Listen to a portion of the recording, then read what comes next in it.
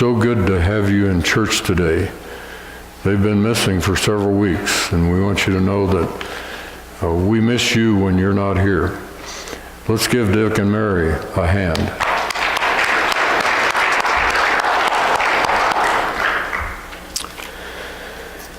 This is our Mission Sunday, and it's a good Sunday. And if you're like me, I want my heart to be stirred in relation to missionary work. I was blessed this past week, and probably as a result somewhat of our discipleship course that we had in our church this last summer, I had to be in the bank and to get a check cashed. It took about 20 minutes to get that thing cashed. It was a check by State Farm, which paid for a new roof on our home, and had to sit there and wait. And a gal ushered me into her office, and just a good opportunity to share Christ with her. I thought, this is my opportunity, maybe my only opportunity. And she was a graduate of UNC and had studied banking. And I told her that I was a pastor, and she seemed to be interested in that, and was from a different background than mine. But the opportunity to share very simply with her the gospel. And she listened very carefully. And she said, you know what? Could I have an invitation to your church? And I said, the invitation is open. And I don't know if she's here today or not. If you're here, you raise your hand. I don't think she is. But it's wonderful to share the gospel with people. And people around the world are lost without Jesus Christ. And that's why we have Mission Sunday. And I'm going to ask Ginger Walker, would you come up here? She and her husband Dave lead Christian Challenge at UNC. And by the way, lest you think that she's an Englishman, she isn't. She's a German. We have a lot of Germans in our church. And so Ginger, a delight to have you here today, and you can do everything but preach. Thank you. But you give us a greeting and introduce the folk you've brought, and glad to have you here. Well, I must say I married a German. Got the name Walker. It's just spelled a little strange. And my husband couldn't be here today. I'm sorry, he's out of town on business. But we've been working with UNC with Christian Challenge at UNC for about 12 years, and it's just such a privilege to work with college students and just be able to impact their lives, and they're such a blessing to us. Every year, the past several years, we've sent students on mission trips overseas in the summer and teams to different countries around the world. And this summer, we happened to send a team of 6. We have 4 here today and 2 that couldn't be here. And they went to South Asia, and they'll tell you a little bit more about that. But I'll just tell you their names, and then they can personally introduce themselves. But we have Sarah Bache, Will Dutmer, Susanna Gray, and Nick Cooper that are here, and they'll be telling a little bit about their experience this summer. But I just want to thank you personally. This church has so generously given to our mission teams that have gone out and served, I think, the last 3 years or so. And for a church that really doesn't have a lot of connection to us otherwise, that's just so extremely kind and thoughtful and generous, and it really shows a lot about you and your heart for missions and your heart to reach the nations. So I just thank you for that. What a blessing. And my prayer is, as you've chosen to bless us and bless others through your generosity, that God just really blesses you as a church and brings fruit out of your ministry here. But thank you so much for this opportunity to come and share with you this morning.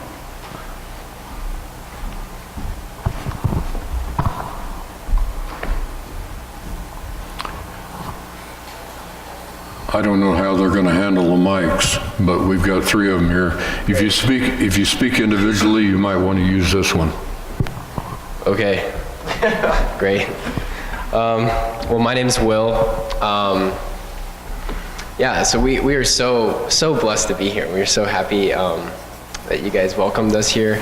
We're just gonna start off by singing a song, Come Thou Fount, and then we'll go ahead and share some of the stories that we had while we were in South Asia, and then we'll finish singing another song. So we'll sing Come Thou Fount. Feel free to sing with us. You guys might want to move over to these mics.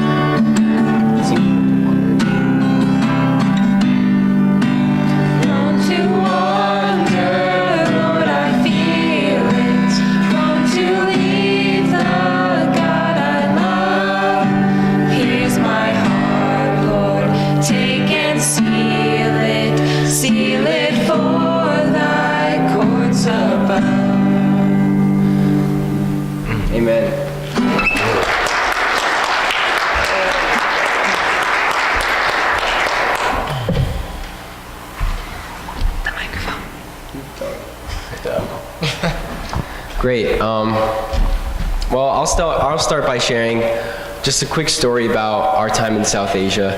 Well, and just point out first, we're all wearing some traditional dress. If you didn't notice that we are dressed a little unordinary, but this is some of the traditional clothes that they wear in South Asia, the country we were in. So the country we were at was a primarily Muslim country. So Islam is their religion. And if you don't know anything about Islam, it's entirely a works-based religion. It's all about doing more good than bad in order to earn salvation. It's about working hard to gain eternity with God. And ultimately, that is not the gospel of Jesus. That is not what Christians believe. We believe that our salvation is a gift, and it's all by grace, and it's not by works, and it's entirely by what Jesus has done for us, which is a fantastic gift. So this is something that we got to share with some of the friends we met. We were working primarily with college students in this country. And I remember one time I was sharing with one of the friends I had met and just talking to him about what I believe as a Christian.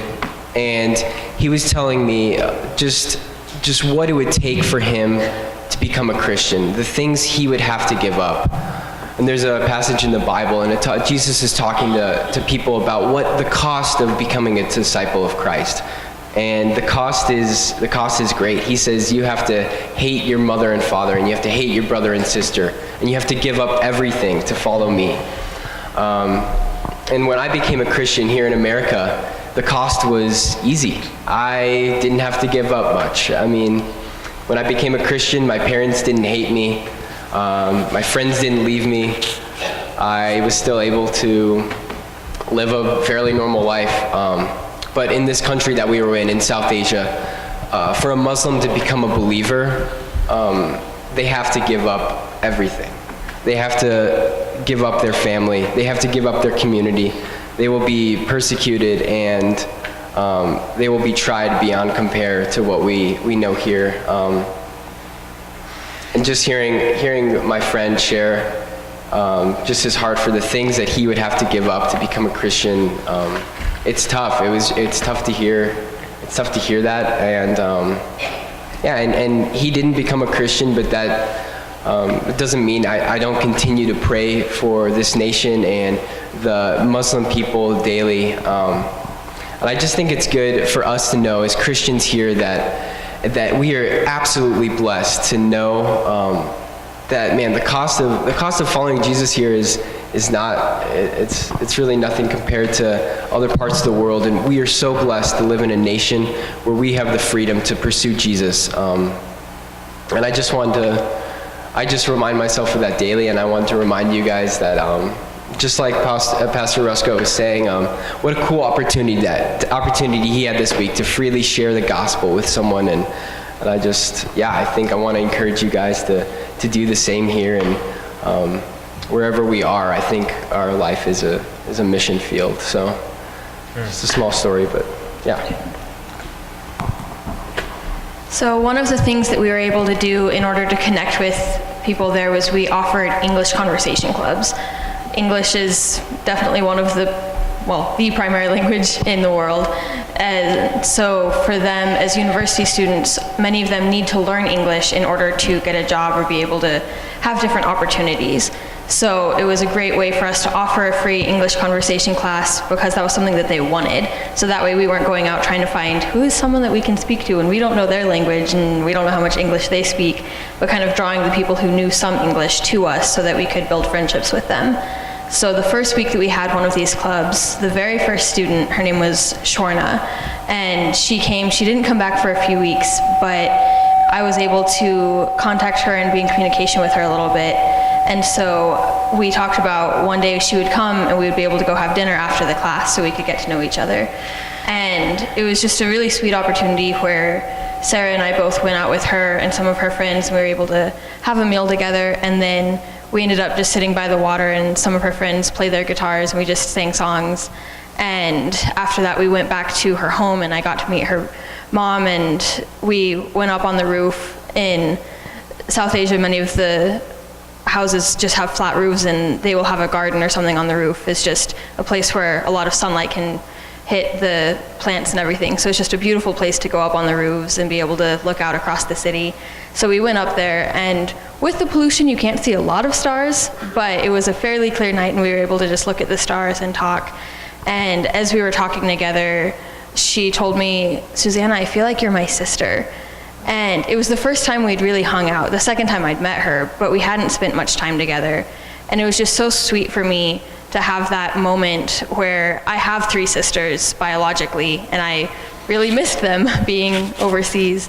And so being able to have that bond and that connection with her where she doesn't have any sisters. She had a brother, but no sisters. And so being able to have that heart connection was really special. But in that moment, God just broke my heart, realizing that she's not my sister, and that if she dies today, she will spend eternity separated from God. That these people standing up here are my brothers and my sisters, because we're brothers and sisters by the blood of Christ, and we've been adopted into the family of God. But for her, she hasn't received that gift of adoption. And so God just broke my heart for her, and I just long for her to be my sister truly. And so that's been my prayer since then, that she and others would become my sister or my brother. And in Islam, they cannot call God Father. That is a sin, basically, because they need to revere him as the God of the universe and the creator and Lord. And so for them to think they can have a relationship with him like a father is very wrong to them.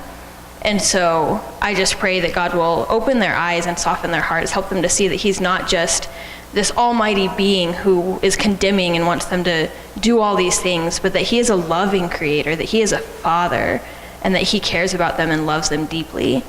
So I would like to bless all of you with knowing you do have a Father in heaven who loves you deeply, and also to be praying for others that they will receive that gift of adoption that is a free gift to become brothers and sisters in Christ.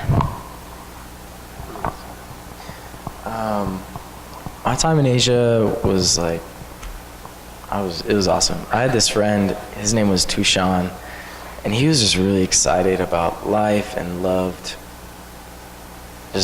well. And I was able to love him. And it was cool because one day we were hanging out at this coffee shop, and he grew up a Muslim.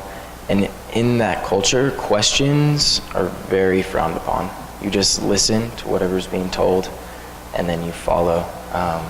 There's not really any seeking of God. It's just listening and obeying, which is good, but it also can be corrupt. But I just remember sitting down with him and reading the Bible, and just trying to pour into his heart that Jesus is from God and he's the Son of God. And it was just so cool because there's this point where he actually believed that, and in that culture, he could be shunned from his family because of this belief.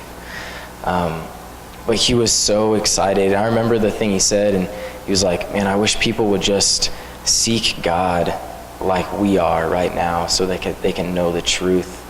And it's just super amazing. So that was super beautiful, and I loved that a lot. Also, just one thing, I'm very just outward expressive of my faith, so I love sharing the gospel and evangelizing, and it was just so hard to do that with the restrictions inside the country. It was very dangerous. So being back in America, being back in the States, it's just been really cool because we have this freedom that I didn't even realize until I came back from a country that didn't have that freedom. So now I just love and care about so many people, and it's just so cool just to see I am sharing the gospel, and it's awesome. And you guys are the same, and Roscoe, he was saying he was sharing the gospel and it was beautiful, and you guys are no different from him and us. We all have this beautiful gift, and that is Jesus and salvation, and we shouldn't be afraid to share that because it's amazing and it's awesome and it's worth dying for. So a lot of things I learned was just coming back from a country that was so corrupt and restricted, and then coming into a country that was just so free and expressive, and it's really amazing. So yeah. Amen. So one of the other challenging things that we ran into was in the Islam faith, there's a month of fasting, and so they fast from sunrise to sunset. And it kind of depends on how devoted they are as Muslims, but some of them don't eat or drink from sunrise to sunset, and some of them bend the rules a little. It depends. But a lot of our friends that we met through the English Conversation Club were more devout Muslims.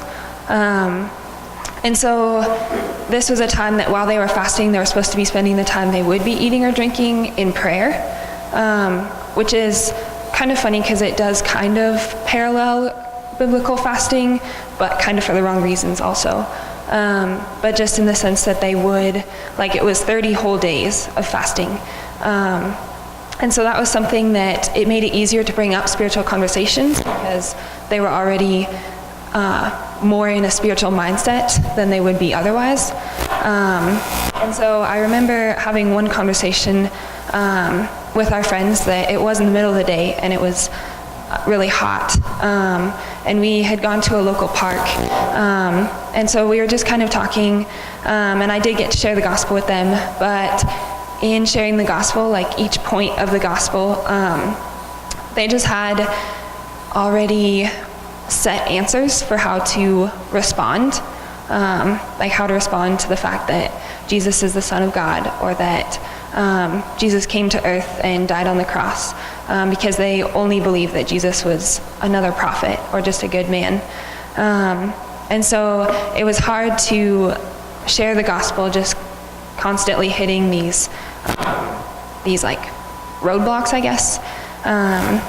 But so that broke my heart. But I also realized this summer that in the Islam faith, like everything that they do revolves around their faith. And so it's not just being a Sunday Christian, or it's not just when they pray, like it's everything that they do. So that really, it broke my heart, but it also challenged me to live my life in the way that they live out their faith, and just really seek to always be living out what I believe, and even if it's not like spending a whole month of fasting and in prayer, but just praying for those people like more often than I normally would, and just really just seeking to talk about it and to involve it in every area of my life. Because we did get to go to, there's one university that was a private Muslim university, and Islam is just interwoven in every subject that they teach and just every aspect of their lives. And so I think that just challenged me a lot to make Christianity more a part of my life, and just not something that I do, but something that is every part of me. So, yeah. Great. Yeah. Well, again, we are just so blessed. Not only that you invited us here today, but that you guys supported us financially and through prayer. Yeah, we could just confidently say that that money was used and those prayers were used, just for God's glory, and not only for the people there, but in our hearts as well. God did some amazing work in our hearts just to make us more in love with Him. And yeah, so we are just so blessed by you guys to support us. So thank you. And we're gonna sing a song now in the language of the country you're in. And it's a song about Jesus. It's talking about how Jesus' blood cleans us and that we are His. So here we go.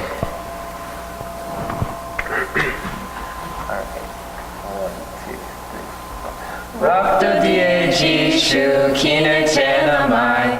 Rokto diye Jishu kine chenamai. Tabine karohar, tabine karohar. Ami jetar, ami jetar, ami jetar. Rokto diye Jishu kine chenamai.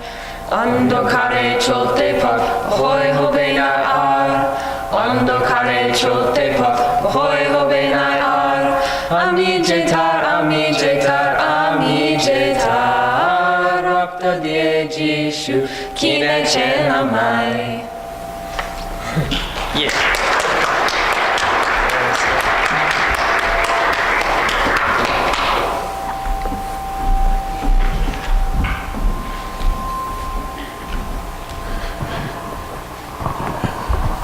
Thank you, guys and gals.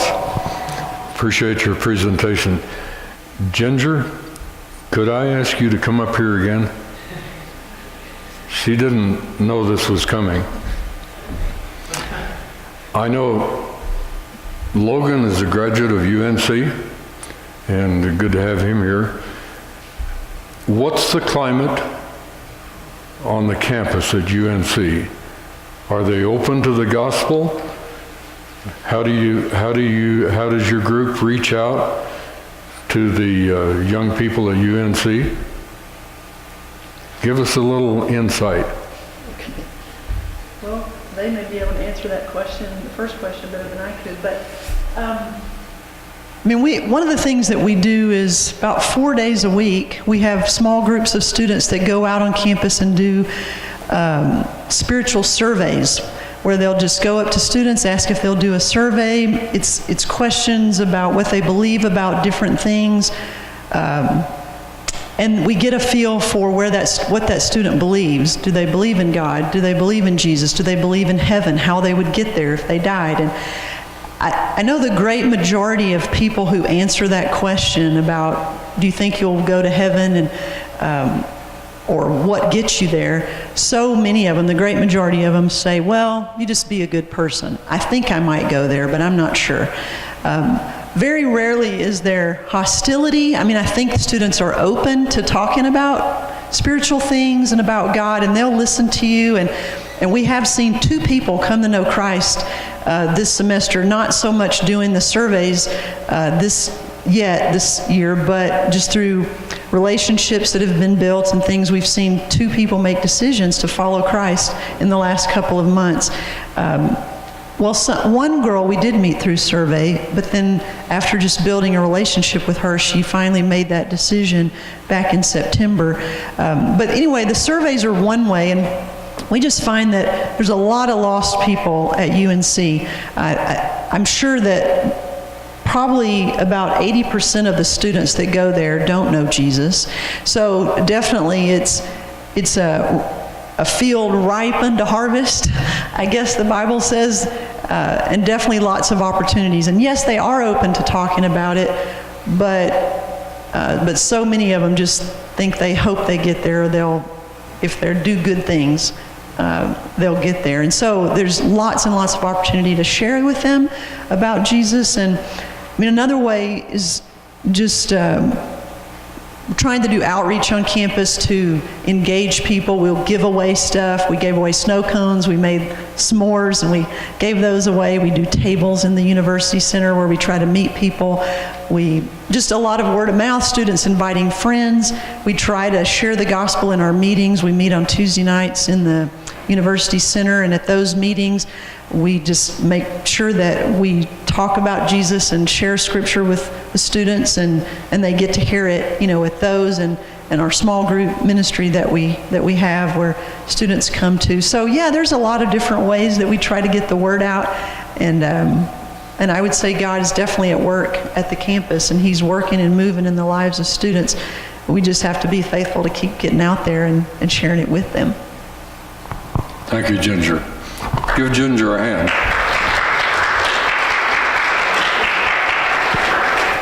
I think you said that you and your husband working with this 12 years? That's a good long span. Well, thank you so much, people from Christian Challenge. And by the way, our church will treat them to dinner after we're done today. And so we're glad, and Steve's going to be taking them out for lunch or dinner. Well, just one more area that we're going to be introduced to today, and that's South America.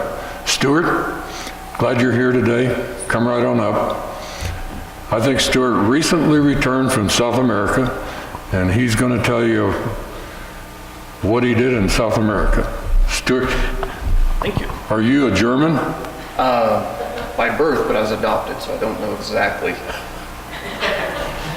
Could be anything. Let's see if I get your name right. Jabauer? Jabauer. Jabauer. Jabauer. Stuart Jabauer. Good to have you here today. Tell us your story. Well, thank you. I appreciate you guys having us here, and I am representing Crossways Church. And I kind of want to go back a little bit in our story. And first, I'm really excited to have these young folks here and showing the ministry side from and the missionary side from such a young age, and seeing you guys start at such an early age. I hope you keep the passion. I'm approaching 50, and I'm rekindling my passion for missions. I've had it before, and it's coming back, and just keep going there. Your seasons of life won't let you do it all the time, but missions have such an important part of what Christianity is about. So, and with that, that kind of brings me back to our story. As Crossways Church began to look this year at our budget and what we were doing, one of the things that we really wanted to focus on was missions, and we very systematically put aside money to do missions and began to look for what that looked like. We really didn't know. Many of you may know Chris Richards. He's one of the pastors at Crossway. He had a relationship that goes back probably 25, 30 years with a gentleman that he was a forest ranger with him. And they had served in Gunnison together, clearing trails and just doing that kind of stuff. Well, his name was Brad Shaw, and he'd married Gina Shaw. Well, at some point they had the calling, and it had moved to Peru, and it started this mission, and they call it Shaw Family Ministries. Well, Chris had talked to them, and as we were looking for something to do, and we really didn't know exactly what, we were just asking God to point us in the right direction, and Chris came to me and a few others and said, well, I'd like to go down and see the Shaws and see if there's a connection between our church and their mission in Peru. And so that's kind of how this all developed. And Chris and I, in September, undertook the trip to go down there and see. And we had some specific goals that we had lined out, but part of the goal was just to see what kind of a fit there was for our church and their church or their mission and ministry to just kind of develop a relationship. So the first thing is if you've done missions to specific missionaries, typically what you become is a bit of a pack mule. And so the very first thing that happened is tons of stuff started arriving at Chris's house for us to take down to them.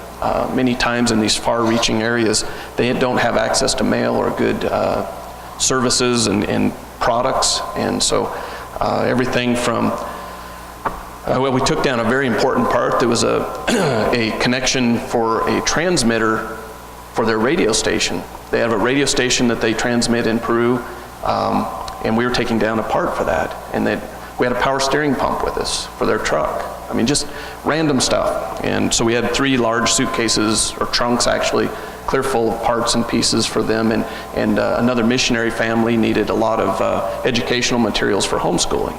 So these were all things that we were hauling down. So the area that we went to is actually a very distant part of Peru. It's the Cotahuasi Canyon. And if you can imagine the Grand Canyon's over a mile deep, it is half as deep as the Cotahuasi Canyon. It's almost 2 miles deep. It's a huge canyon in a very remote part of Peru. We flew into Lima and then transferred to a plane and flew down to Arequipa. And then the missionaries met us on the trip down there, and it was about a 10-hour ride from there over a pass that took us up over, it was about 15,500 feet.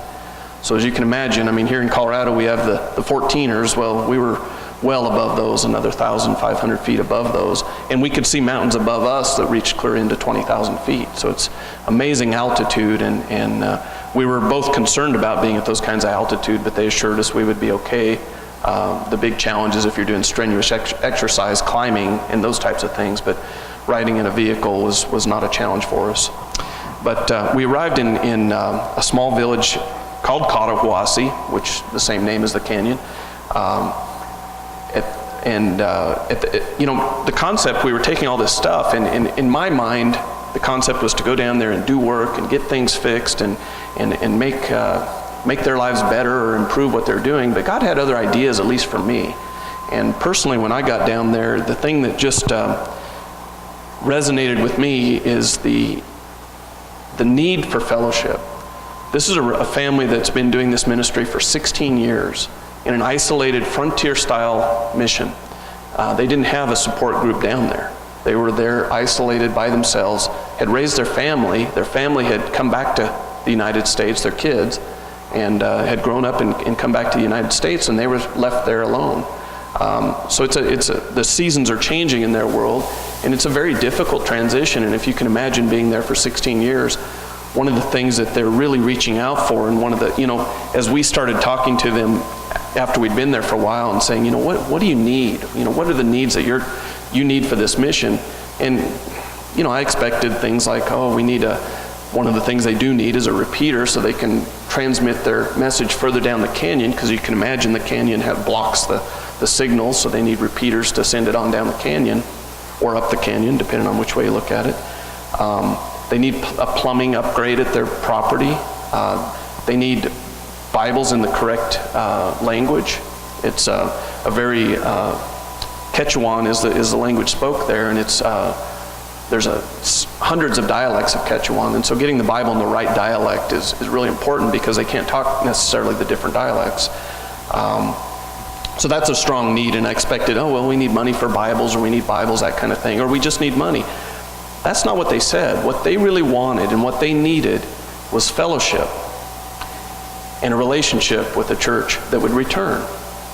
And so this was kind of the irony of the whole thing. We were down there thinking we were going to fix things, do things, create things, give things, but really what they needed was fellow brothers in Christ that have an ongoing relationship and will come back to see them.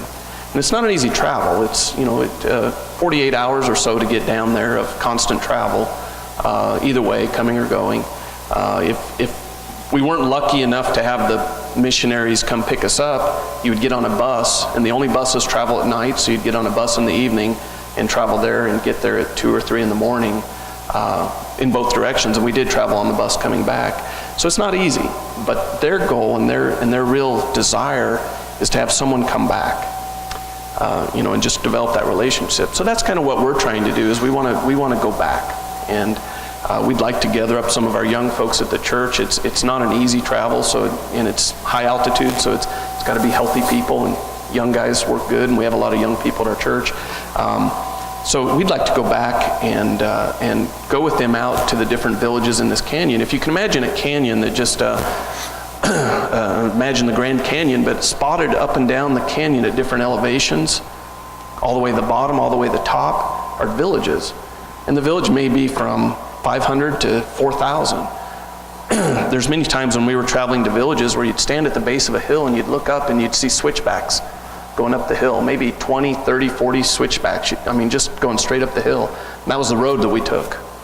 And luckily the roads were in pretty good shape, but if you look back in time, those roads were fairly new. There's